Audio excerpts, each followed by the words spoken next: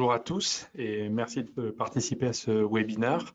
Donc, je vais vous présenter en un petit peu moins d'une heure les grandes fonctionnalités qui existent dans l'application eTop, de manière à ce que vous ayez une vision assez globale de ce qu'on peut faire avec l'application. Donc, il y aura plusieurs parties. Il y aura une partie sur toute la partie qu'on appelle nous CRM de service, qui va vous permettre de faire un certain nombre de choses et notamment de documenter l'ensemble des services informatiques que vous fournissez à vos clients. La partie gestion des configurations ou CMDB. Toute une partie sur, on va dire, la gestion de vos processus, la gestion des incidents, la gestion des demandes. On parlera rapidement, notamment côté portail, de la base de connaissances. Une partie sur le reporting, comment extraire des données, comment faire des tableaux de bord et des rapports de pilotage.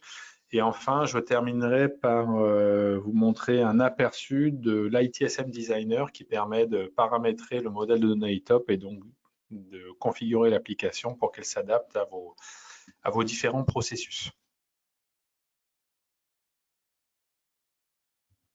On va tout d'abord commencer par la partie CRM de service, puisque dans eTop, la première chose que vous allez pouvoir faire, c'est de documenter et définir les différentes entités avec lesquelles vous allez travailler.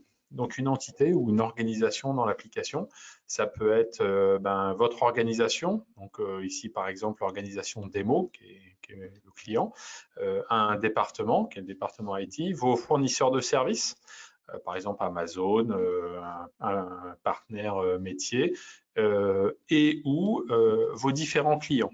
Donc, en fonction du type d'entreprise que vous avez, des organisations, ça pourrait être vos clients, ça pourrait être vos entités métiers internes, etc. Et l'un des intérêts de cette gestion organisationnelle, c'est que vous allez pouvoir la modéliser de manière hiérarchique. Donc, par exemple, vous voyez ici mon organisation démo va avoir des sous-organisations comme le département IT. Ensuite, ce que vous allez pouvoir faire dans le système, une fois qu'on a défini les entités, c'est qu'on va pouvoir définir les différents acteurs avec qui on interagit, les contacts. Donc, il y a deux types de contacts par défaut dans eTop. Des équipes, donc qui vont être entre autres vos équipes informatiques, le support matériel, le helpdesk, etc. Mais aussi potentiellement des groupes d'utilisateurs. On va pouvoir utiliser ce système-là pour notifier et informer automatiquement différents contacts.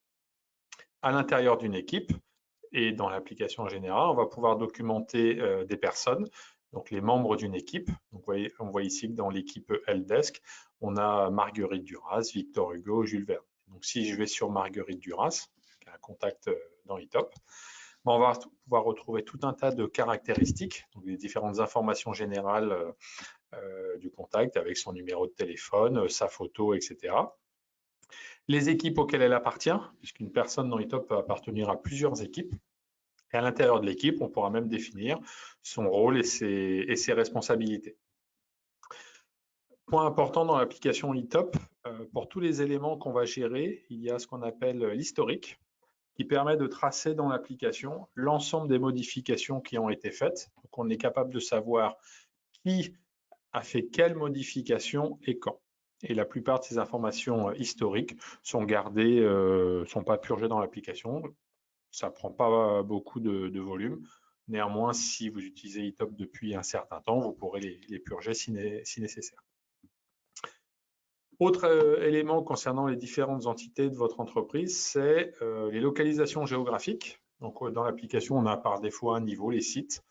Donc, Bordeaux, Grenoble, Paris. Et on va pouvoir, au niveau de ce site, définir un certain nombre de caractéristiques, identifier les contacts qui sont sur ce site et potentiellement, on va voir un peu plus tard la CMDB, les différents matériels physiques, rack, serveurs et autres, qui sont sur ce site. Une fois de plus, on a l'historique des modifications et l'intérêt dans la partie eTop, c'est qu'on modifie les caractéristiques de l'objet, mais y compris les relations, donc ce qui a été ajouté à un élément, ce qui a été supprimé à un élément, ce qui permet vraiment d'avoir l'historique de l'évolution de votre système informatique. Ensuite, point qui va être important au niveau du système de la DSI ou du fournisseur de services informatiques, c'est toute la partie gestion des services, gestion contractuelle. En gros, dans l'application eTop, on va pouvoir définir l'ensemble des services qu'une DSI ou qu'un fournisseur de services informatiques propose à ses utilisateurs ou à ses clients. Donc, ça se décompose en 3 niveaux, la famille de services, le service et la sous-catégorie de services. Et ça permet grosso modo de lister, de documenter l'ensemble des actions que va pouvoir faire un ou plusieurs fournisseurs vis-à-vis de ses clients. C'est multi-fournisseurs, donc on pourrait avoir différentes entités qui documentent ces services dans l'application. Donc, exemple tout bête, ici, je vais avoir de la gestion de compte, je vais avoir la gestion de câblage. Ici, j'ai 28 éléments, donc différents types de services, la gestion de compte, la gestion des ordinateurs, le hardware, le software, etc., etc. Il n'y a pas besoin de faire forcément un catalogue de services très compliqué, on peut commencer avec des choses très simples. Et l'intérêt du catalogue de services et notamment des sous-catégories de services, c'est qu'elle va permettre de définir, comme je l'ai dit précédemment, ce que l'on est capable de fournir aux utilisateurs, mais aussi de typer le type d'action et de demande. Est-ce que c'est une demande de service? Est-ce que c'est un incident, etc., etc. Donc ça, c'est un élément qui va être très, très important. Ensuite, dans la partie gestion des services, on va pouvoir documenter nos engagements. Ce n'est pas obligatoire dans l'application, on peut très bien ne pas le faire. Mais si on a besoin de documenter ce qu'on appelle les SLA, les accords de niveau de service, on va pouvoir le faire assez facilement. Donc un SLA, c'est quoi? C'est un ensemble de métriques. Donc si je prends par exemple mon SLA standard ici, je vais retrouver un ensemble de métriques qui sont caractérisées par le type de ticket que l'on va traiter. Donc, par défaut, dans l'application, on met en place des SLA uniquement sur les incidents et les demandes de service. Ça pourrait être fait sur les problèmes et les changements. Ils vont être typés par la priorité du ticket. Est-ce que c'est un incident home, critique ou pas? Et le type de métrique. Donc, on a 2 métriques dans iTop aujourd'hui. TTO pour délai de prise en compte. Parfois appelé GTI en français, et TTR, délai de résolution, parfois appelé GTR. Donc, vous voyez qu'ici, j'ai défini un certain nombre d'engagements, si c'est un incident, si c'est une demande, pour la prise en compte et pour la résolution. Et ensuite, on va également pouvoir, parce que souvent nos engagements de service dépendent de fenêtres de couverture, on va pouvoir définir les fenêtres de couverture de nos services. Donc, dans mon exemple ici, j'ai 2 fenêtres de couverture, une 24/7 et une du lundi au vendredi de 8h à 6h. Donc, l'intérêt de définir les fenêtres de couverture, on le verra un peu plus tard quand on va gérer des tickets, c'est qu'on va calculer nos engagements en fonction de ces fenêtres de couverture.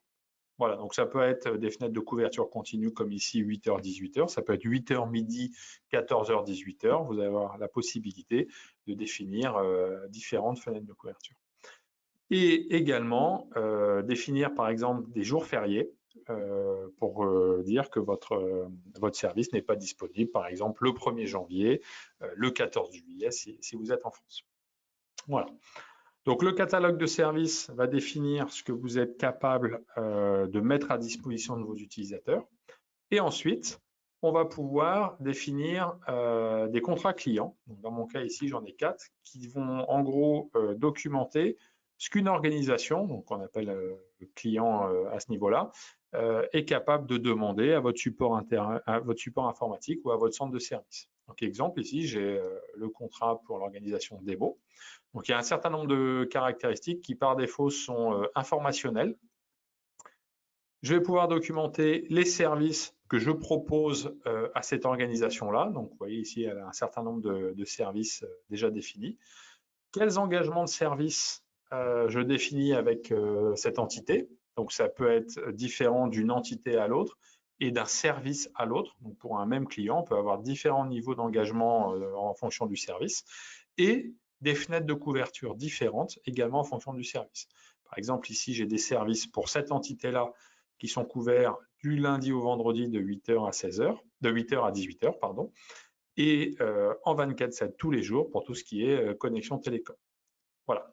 Donc voilà une information qui va être importante pour pouvoir ensuite, dans la partie ticketing, savoir quel client a le droit de demander quoi. On va pouvoir aussi, dans la partie CRM de service, documenter des contrats fournisseurs. Là, dans mon exemple, j'en ai un. C'est un contrat avec Amazon. de manière à savoir quand commence mon contrat, quand finit mon contrat, quel niveau de service j'ai avec ce prestataire externe.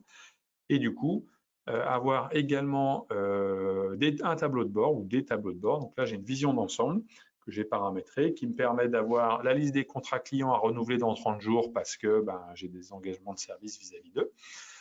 Les contrats fournisseurs à renouveler dans 30 jours et je retrouve les différents éléments de mon CRM de service qui me permettent de documenter et de définir ce que je suis capable de fournir à mes clients.